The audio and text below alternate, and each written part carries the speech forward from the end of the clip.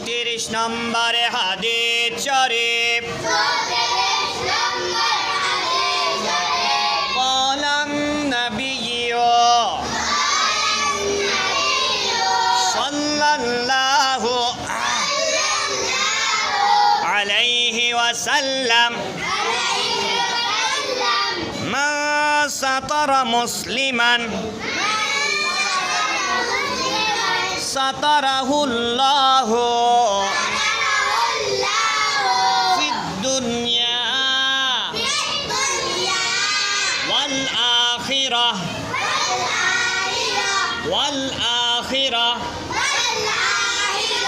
যদি আমরা যদি তাত লাস্টে তাতে যদি না দাঁড়াই ওই তাকটা আছে না লাস্টে একটা তা আছে ওয়াল আখিরাতি আছে এখানে যদি আমরা না দাঁড়াই তাহলে পড়তে হবে ওয়াল আখিরাতি আর যদি তার এখানে দাঁড়াই ওয়াল আখিরাহ তাইটা হা হয়ে যাবে তাইটা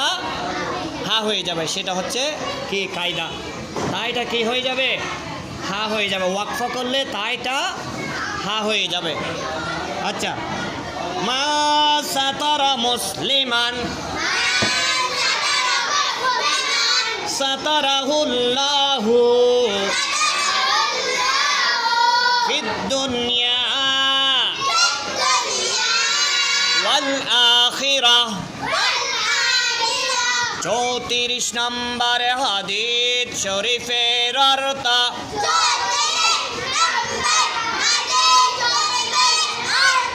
যে ব্যক্তি কোন মুসলমানের দোষ গোপনে রাখবে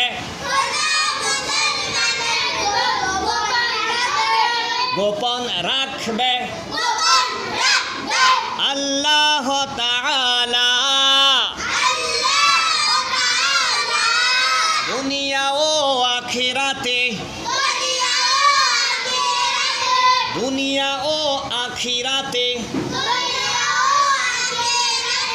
তার দোষ গোপনে রাখবে যে ব্যক্তি কোন মুসলমানের দোষ গোপনে রাখবে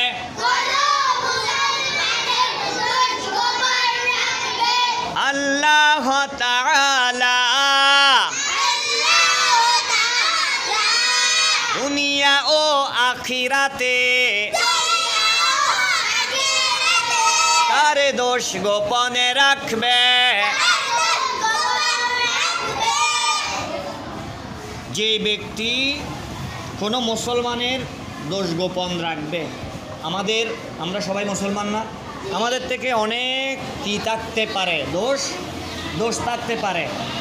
ভুল থাকতে পারে তাহলে আমি যদি তোমার দোষগুলো কি করি গোপন রাখি তাহলে